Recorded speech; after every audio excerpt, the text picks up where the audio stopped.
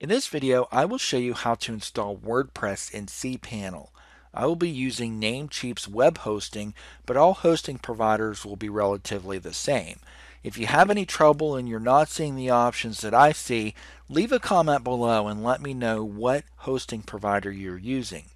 In your cPanel, scroll all the way down to the bottom and you'll see a section called Softacious Apps Installer. Click on the WordPress icon to get started. On the next screen, click the blue Install Now button. You don't have to change the version number here because the most up-to-date version will already be selected. Now you want to choose the domain that you want to install WordPress on. Click the arrow and choose the domain. In my case, I want to install on greasemonkeyforum.com. Leave the directory field blank. Give your site a name and description.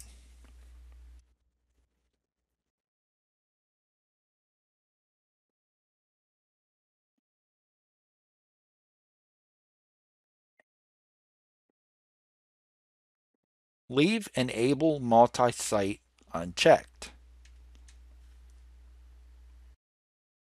Set your admin username and password. This is the username and password you will use to log into your site. Your password must be strong, at least 85 out of 100.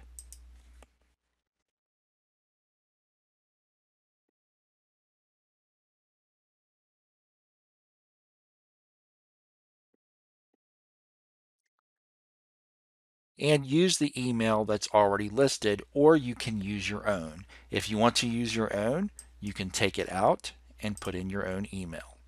This is going to be the admin email where you receive all information for your WordPress site. Now you can select your language. English will already be selected, or you can change it to another language. The plugins are completely optional. If you don't have Namecheap, you may not see these options, or they could be different. Carefully read through them and check which ones you want installed with WordPress. I'm going to uncheck all of these. You can select a theme if you wish, but I recommend looking for a theme after WordPress has been installed. Click on the blue Install button. Now it's going to check the submitted data.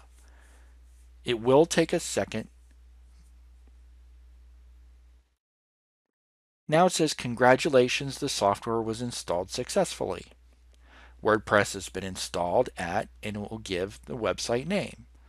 And my website is up. Thank you for watching my video on how to install WordPress in cPanel. If you found this video helpful to you, please give it a like below. Also comment if you found these steps easy to follow.